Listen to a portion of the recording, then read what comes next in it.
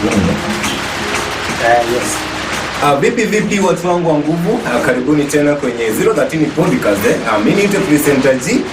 Nikatemwe. Msaidia mchini. Yeah, we are back. Yes. Ulikuwa unasema nini je? Hapo kwa background nimesikia ulikuwa unaniuliza nimepotea. Nimekuja sana. Vingine pale. Nimepotea sana pale kwa mitandao, watu wamekuwa kuulizia 013 mlienda wapi? Ndio timu alienda wapi sijamuona. Siku hizi tumekuja na sura mpya, sura ya kinyama hivi. You can see. Dada anasema anasumbua mtandao, tunangoja tuone bila tamani. Kijana anasumbua pale kwenye mtandao hivi. Tupe shughuli. Mimi sina mengi ya kusema, ila nawakumbusha Dela G ni msanii tunatambua huku kwetu. So Iano, uko fiti? Niko fiti pia. Poa. Kabisa. Shughuli imekuwaje hapa?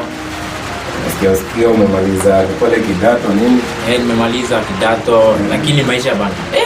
Mmenipiga bwana. Maisha gani? Familia uikaramiki wewe nini bwana? Mtu akikosa kuweka kwa mfuko bana unaenda wapi? Ninyi ndio mlisema mmetoka prison. Jameni huku nje. La ni kubaya mazee. Alafu sasa weekend kumekuwa na mambo mengi bwana. Nasikia vieta inazamisha watu. Nasikia unaweka pale unasikia hata kajaanza. Kashaenda. Kwani uko na experience? Mimi ya vieta nimeangalia 200 hapa tu juzi hapa. 200. Ati nikihoja atikafika wapi? Hata sikuona ndege. Nimeenda hivyo. Nasikia watu wanajinyonga bwana. Unaenda pale uko na kapu unataka kwa. Nilisikia kuna jamaa pale chuka tao nilisikia like arijiwa ya vita. Ile ni kulanga 98. Akaiwekelea hivyo. Bana lakini hiyo kitu mimi vile naweza ambia watu bana, tafuta do bana, achana na hii shule ya kutaka hii pesa ya rahisi bana.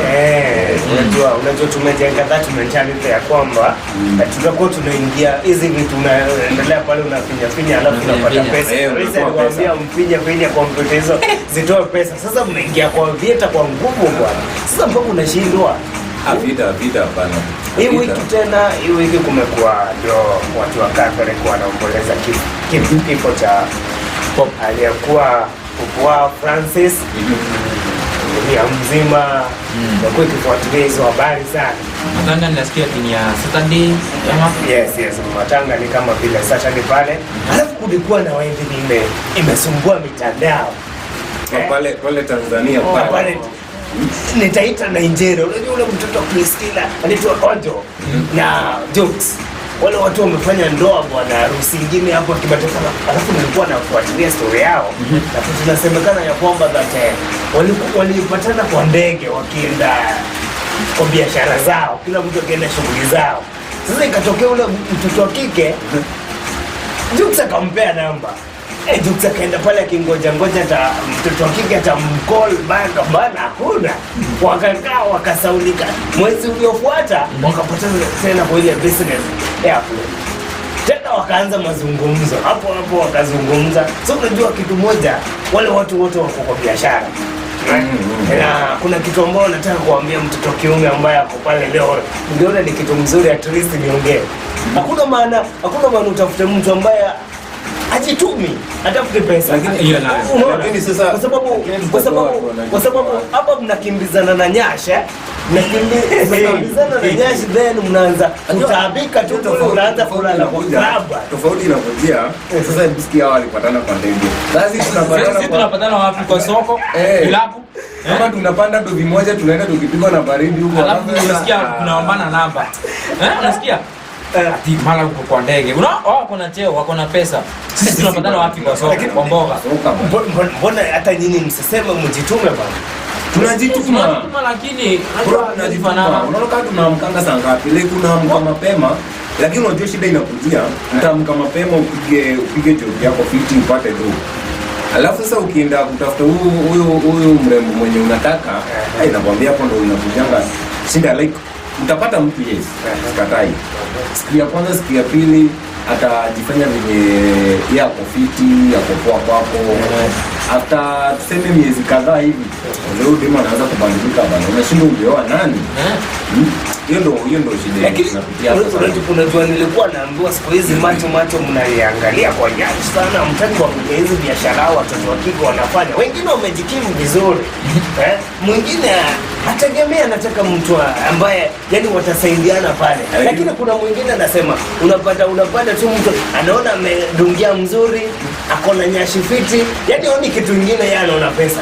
Alafu ndio maana ukoona pale kwa mtandao juzi nimesema kitu moja. Kuna vitu zingine tukiangalia sisi kama wanaume tunaona hiyo nikimalizana tuna pass to the next person. Sababu sioni mahali popote tutapeleka. Siku hata ni inaitwa ni eat and learn. Ni eat and pass. Unapita tu, hakuna kukaa hapo. Wiki 2-3 hiyo imeisha. Yaani unasema siku hizi hata muendi sana. Hakuna kuenda sana. Kuna yaani wewe uko na relationship. Hapo tuseme nimechanganyikiwa kidogo. Sijui niko naye ama sina. Yaani ni ile tu uko naye lakini hujui kama uko naye. Sijui ama ni wangu ama ni wetu. Unajua saa hii ni kubaya. Unakaa na mtu ukimpigia ati hello babe, nimepatana na mtu fulani hapa ananipea namba yako, nataka unikonfirmie jina, nimwambie ni jina alafu muongee. Unasikia mimi sina mtu. Hapo. Sina mtu na tumedate for 3 months. Sina mtu. Ama unasikia mimi hata sina manzi, niko na bibi yangu hapa. Mapenzi bana kilio. Boss akasema juzi. Unasema mapenzi ni unasema ni unaona kuna kitu unakaa tu bana. Mimi vile mapenzi imenionyesha, mimi hata sidhani kama acha tusikie kama saidia timu. Ajua bedhe timu hakujua kama uko na mtu una mtu like ambia watu bana kama uko na mtu ama una mtu. Yaani maisha yangu tu ni kama siri. Kuna mambo zingine nimekuja kurealize. Angalia Mlamoa. Wamekuwa kisumbuana hapa na rudi. Siku hizi mtandao tu umekuwa. Mimi hata ukiniposti tu kama tunachumbiana, hiyo ndio inaisha. Ya nini? Mimi si product. Lakini mimi si product manzi. Relationship tunafaa kwa kweli. Itafikia hapo.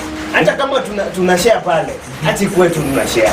Lakini ndio unajua kitu yenyewe. Hata unaniposti kama matunda tu nataka inunuliwe. Unaona? Na ndio unaangalia juzi kuna mrembo fulani ameenda hospitali kujitarifa.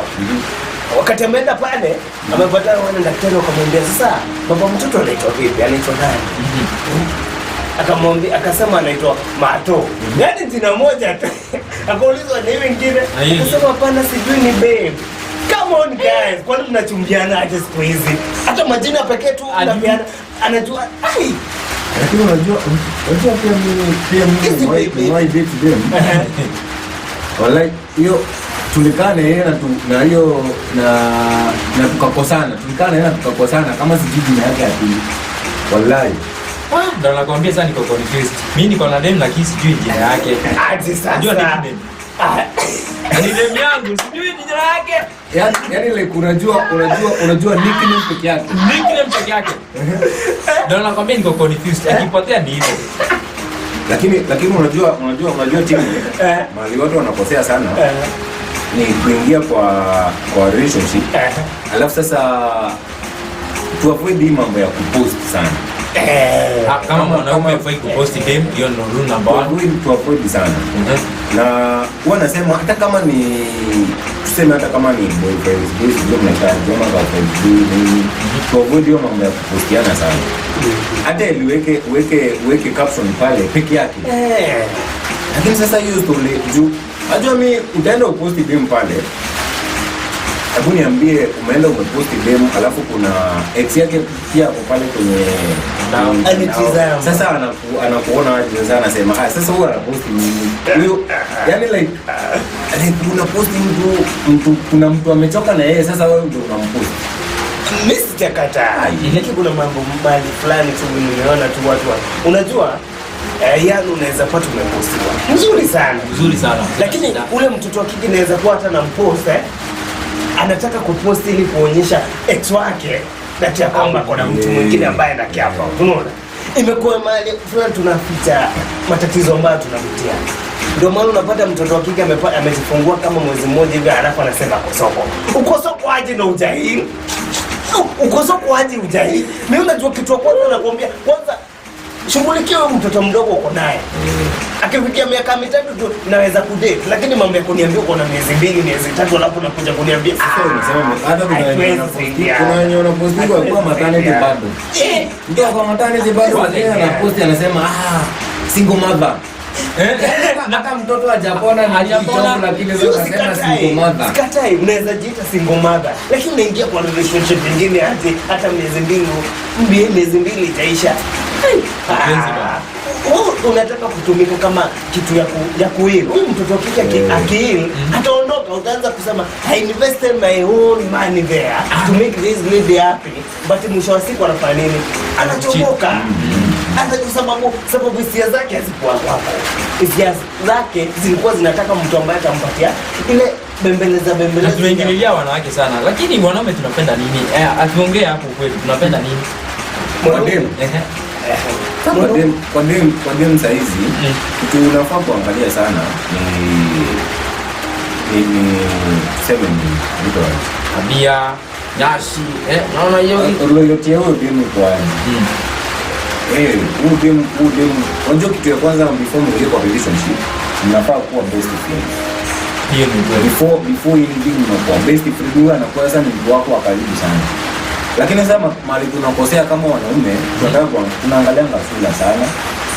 Alafu unaangalia huyu dema kuna matako, huyu dema ameiva. Wewe unataka kuangalia sana. Sasa hebu niambie sasa unapeleka yani uko kwa nyumba sasa kitu uko nayo tu misula na matako peke yake. Hiyo ndo dema na akili. Kama akili. Yani hapo empty. Sasa hebu niambie sasa mko hapo na mtu ukitoka job unapata anakungoja ndio mpike na saa 3 na nilikuwa kuja tupike hadi sasa bibi na kungoja ndio tupike pamoja. Hii ni mambo ya TV bana. Mambo ya TV bana, unaangalia kwa TV ile bana. Nafikiria mambo ya pesa vile familia inaendelea.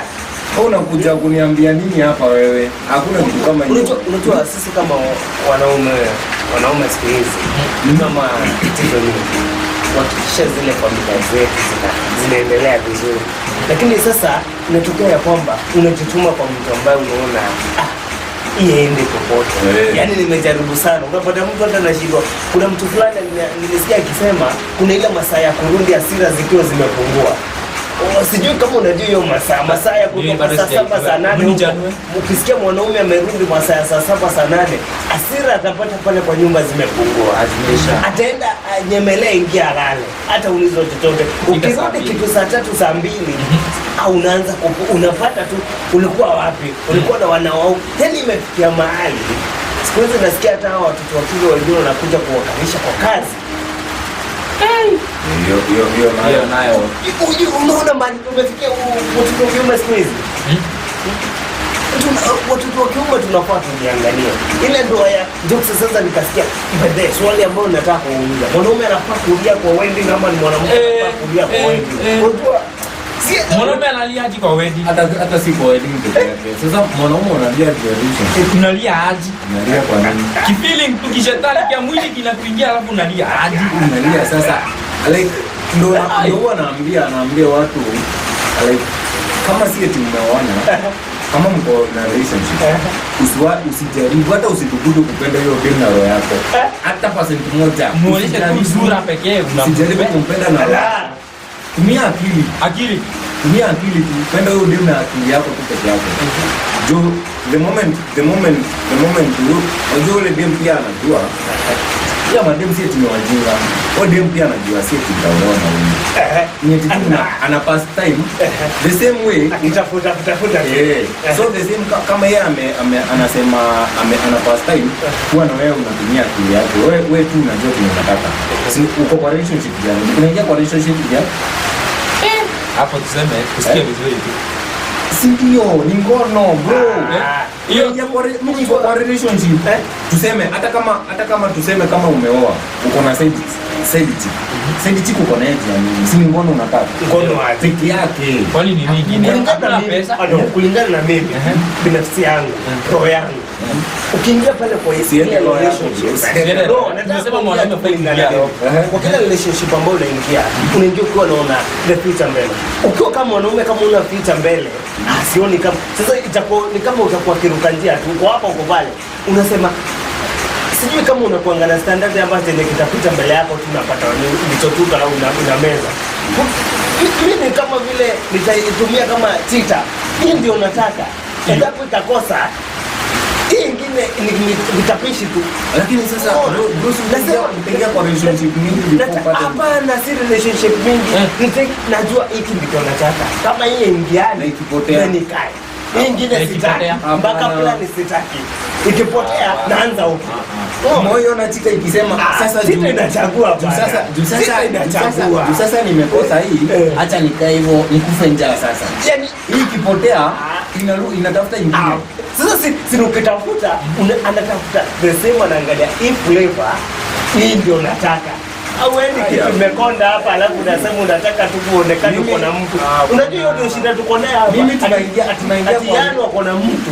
Sababu sasa wewe una mtu, unapata kitapishi pale, unarukanisha na zenyewe ati kufurahisha. Sasa unaanza kumpicha picha, unatuambia manze unacheki ungai.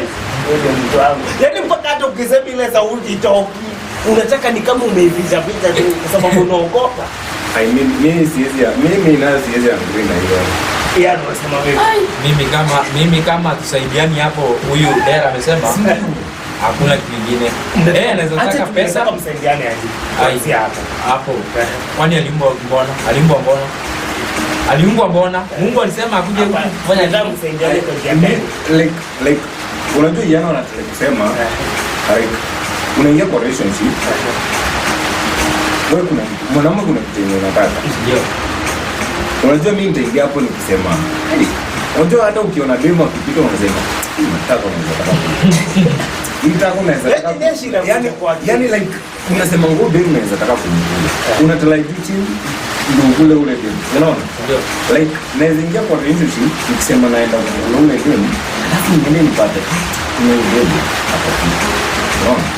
Yaani kitu nilipeleka pale mimi nilikuwa naenda kumkula but nikaenda nikapata, lakini wao ndio anaweza hapo sawa. Like unaweza mpeleka nyumbani, tuseme umeenda nyumbani ukasema huyu naingia naye na nchi. Ingia naye usiku. Lakini vile huyo demo amekubamba amekunice, sema acha akae siku moja. Unaendelea hivyo but unaanza kufikiria na hiyo feelings zinaanza kuingia. Nikani nimeanza kusikia kana nampenda. Unasema si manda uendelee usiende kesho. Yaani mnakaa hivyo unapata umemaliza mwezi mmoja na yeye, mnakaa hivyo unapata feelings zimekuja, mlishikana, mmekuwa best friend. Inaendelea.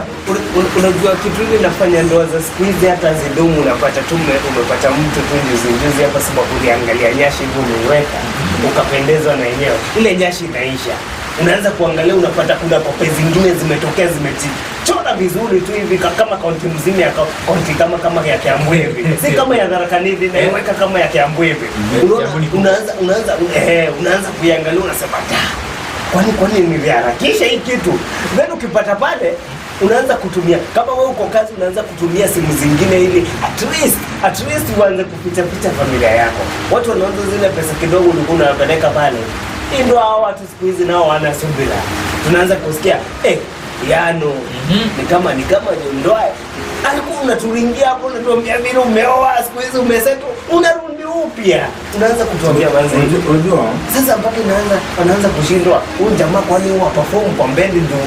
Ndema akikuja anapotea. Hai, kasoni hao wasichana hapa ni wewe bro. Bana, unajua acha nikwambie.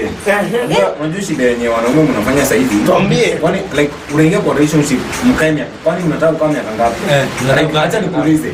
Tuseme umeoana. Unaweza tuseme umeoana ama mko kwa relationship. Yes. Unaweza taka plan yako ni kukaa na dem forever ama miaka 5 kulingana na ile age uko.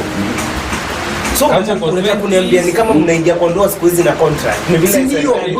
Unakaa na mwanaume mmoja miaka 5 mnafanya nini? Ya nini? Sasa haya bana utajibelo daje bro kama unabadilisha huyo mke akikuza leo una sasa for example mimi niko na 20 years. Nafaa ni mtu miaka ngapi? Mimi nafaa miezi 2 ama mwezi mmoja.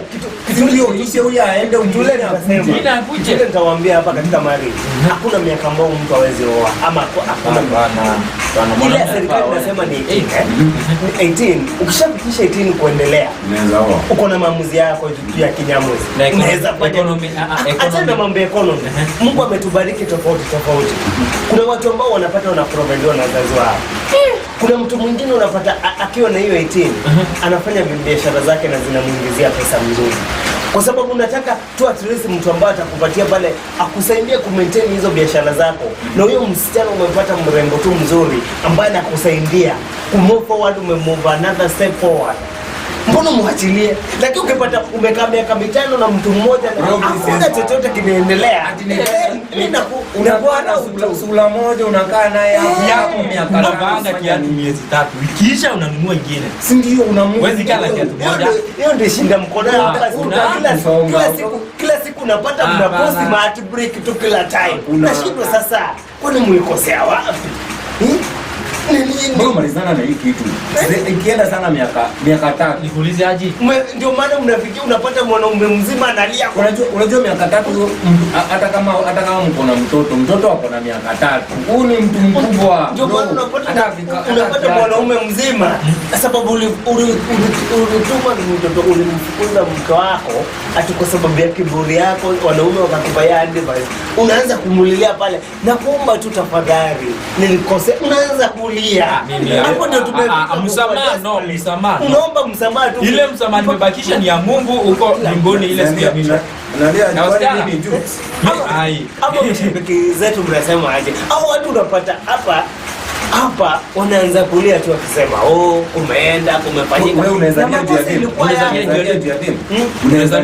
sijafikia hapo sababu mbona kama sijafikia hapo hata sababu nikifanya step yangu moja niko sure ikikataa kuzaa matunda sijilaumu na silaumu yeye. Unaona, nasema hapa kuna itiraf fulani niliona itiraf ya mitambo ikuendana. Unaona, lakini zile ati nimekuwa commented kwa somebody ambao najua haina future ati kwa sababu nataka tu kuwa na kula tu na onja tu vitu zake. Oje kitu before hebu tuende break kidogo tukirejea oje kitu before unakuwa mzendo unaanza kutafuta watoto wetu bana. Ya nini? Tafuta saizi kula hizi kula unaona ukizeka mimi nasimamia ule mtu pale mzazi anataka kusikia kizazi chake kinaendelea. Vizazi zilisha. Hakuna maana tunakupea sifa ambayo ya kugonga tu kila time. Tukipita pale tuko tumekaa base hivyo unatuambia kale nimepita na kenyewe ako nimepita na kenyewe ako si katabu. Unashindwa. This is a immaturity. As a man, you have to make sure that una make decision yenye unajua at least the plan yako tu hivi. Au tu wanasema uko na crowd yako, uko na level yako. Tena ukisikia ndiye akiniona anasema timu hawezi kula hiyo hata kama na madawa. Unajua sasa hata watu wenye unaambia ni wazazi wagani bro, wazazi unapata huku na wasichana wa 18 years. Alafu unaniambia ni kuna level bro. Yaani kwa na level. Unasema hata ukisikia tu vile mkiongea waambie huyo ni demu ya timu. Unaambia uongo. Unaona ile makosa wazee wa kitambo walifanya. Unaona venye wanafuatana na hao wasichana wadogo 18 years 25 years. Unajua ni makosa gani walifanya? Hakuna makosa. Hakuna kufanya mambo walifanya vizuri. Walifanya vizuri. Kitu ile iko alisaidia watoto wa kike. Unajua baba, ukikuwa mbaba ukikuwa kama sasa hivi kikuwa baba ni mengi. Mtoto wa kike hataki kufanya kitu. Hata anataka simu Samsung kitu fulani hivi. Unaona? Sasa atatoa wapi? Anaona kitu kama mbaba fulani huyo ame-maintain kila kitu, familia yake iko poa. Alafu ule jamaa anaona hizi pesa bandala zipotee bure, acha nisaidie tu. Anasaidia yeye hata kusaidiwa. Kwa sababu babake alirukaruka huko kwa kijana kuinvest. No, hapo siwezi. Invest. Baba anataka kusaidia. Unaona saizi kama sasa hivi unaamua kupita malaya sasa hizi upige vizuri. Vizuri pita na huyu unapita na mbinguni ni wapi? After mbona nisijue? Hakuna mbinguni. Mbinguni ni hapa kwa shetani ni hapa. Like unaona ukizeeka. Unaona sasa hizi timu ukizeeka. Ukizeeka sasa tuseme hiyo mambo umemalizana sasa hivi uko kijana. Ukizeeka hata utakuwa na shughuli. Huwezi. Hautakuwa na sababu ile shetani ishakuingia. Umezamisha wengi mpaka kila time. Kuna wazee fulani hapa anasema, "Yano aliniharibia life." Unajua wazee wa kitambo wako kwa hii mambo akaanza kunifanyia madharau. Timu, unajua wazee wa kitambo wako kwa hii kwa wasichana juu ya nini sasa hizi? Juu ule mzee alioa, ule mzee ameoa bibi yake for 30 years. Hebu niambie sasa 30 years. After 30 years unakuja kupata msaidia kufanya nini? Kujidebelo. Amemsaidia kwa unaongelelea wa babas, unaongelelea hawa. Tumefika mahali kwa wababa. Hii chapter inaenda. Tumerudi sasa, umeanza kuniambia ya kwamba that kwa nini wababa wao wanarudi kwa watoto wadogo. Na mimi sasa nataka kukuelezea kama mtoto mdogo pale uweze kuelewa the reason why these big man men wanakuja kwa watoto, wanajaribu kuwasaidia, sababu mtoto kike yana unapoona kama wewe sasa, kwa sababu akikuomba 1,000 unamwambia sina, atafanya aje? Anataka kuhakikisha that kama ni hiyo foundation anajipaka mzuri, hizo lipstick ako poa, ako na simu mzuri ya TikTok hivi inaonekana mzuri, hizo pesa yana ndio una. Kuna mzee fulani pale kale kanaanza kumchekesha tu, unaona? Huyo mzee anaona nimeinvest sana bwana, kuna hii pesa ya sherehe tu kidogo hapa, hii hata nikigawa sasa haina gharama. Sasa unataka kusema wazee hata wewe sasa wanasaidia watoto tu, yado na kuomba yado invest, ikifikia hiyo kiwango hata kuwashukishia bwana, invest kwa msichana. Unataka kuinvest kwa msichana, siyasema hivyo. Nimesema asha invest, amejenga familia yake. So anasaidia ule msichana. Anasaidia. Sasa ule msichana amekuja, ni good Samaritan. Ile ni kwa sherehe zake. Hujawahi enda pale kwa club ukapata mzee fulani hivi amekuja ameitisha vitu zake, amesema lakini anataka mtoto kika akue karibu na yeye. Wakiwa wamekaa pale, anamwambia lakini usisahau niko na familia. Kwa nini anamwambia hivyo? Kwa sababu gani? Unataka kusema anamwambia kwa sababu nini? Kitu kwanza asijiingize katika mazingira ule mzee ati ya kwamba anamtaka. Yeye anataka tu sherehe zake na sherehe mzuri. Weka ngono. Tunataka hizi pizza weka ngono. Weka ngono. Anataka kumsaidia. Anataka kumsaidia na anataka ngono. Hawezi mnunulia. Hata nini? Mentality ya ngono. Hawezi. Ndio inatupoteza sisi kama vijana. Ukiangalia pale unaona amechanganya. Akiangalia kanyashi kamejichora vizuri, anaona hii ni ya kukuliwa. Huwezi ambia mzee sijui invest kwa msichana. Ndio maana nitaambia hao wasichana siku hizi. Nitawaambia vizuri. Hata nini? Angalieni hizo mifuko za hao majamaa. Angalieni. Kama ana kitu hakuna maana mkubalie. Na wababa wakiulizwa wanasema aje? Wakiulizwa ulisikia wakisema aje? Mimi wanasema aje? Wazee obviously ukiulizwa wanatasema okay, wewe unasema mzee anataka kusaidia wewe msichana, sio? Lakini hataki kumsaidia bure, unaona? Hata kitu cha bure, si ndio? Ya kugongeshwa ina shinda. Sababu kuna kama hiyo. Wewe kama wewe ni kijana, uko umalaya vizuri saa hizi, uko kijana bana. Mimi nimekataa na hiyo, msikubali kijana. Trump amesema hakuna ndawa ya raviso, ukijichanganya kidogo hivi na ndivyo nasikia inatembea siku hii. Utazama bro. Invest hakuna ya kundi sasa kwa nguvu. Hakuna ya raviso, lakini kwa ndo mziko. Uzuri ndio hizo. Sasa ya nini utumie kondo? Lakini wazee bana, wewe muache wazee bana, acheni watoto bana wasome bana. Wazee wangu nitaomba muendelee hivyo. Saidieni hao watoto wadogo kwa sababu baba zao walikataa kwa. Unajua wewe una support wazee. Wapatieni chenye wanataka sababu mzee wao wapatiwe chenye wanataka. Alipiga ngono wakati alikuwa kijana, hakuinvest. Sasa akaanza kukuja wakati amekuja amekuwa mzee, msichana yake bro, sasa hivi tunapiga pesa. Wazee Nyinyi mliinvest bana. Mlijua mlikuwa na discipline ya pesa hiyo time. Hakuna cha ngono tukiinvest. Yaani wewe unasupport kama wazee wa kitambo. tena support wa baba. Wa baba. Pigeni sherehe na hao watoto wao wanakataa kuinvest. Nini sasa? Who does that? Who does that?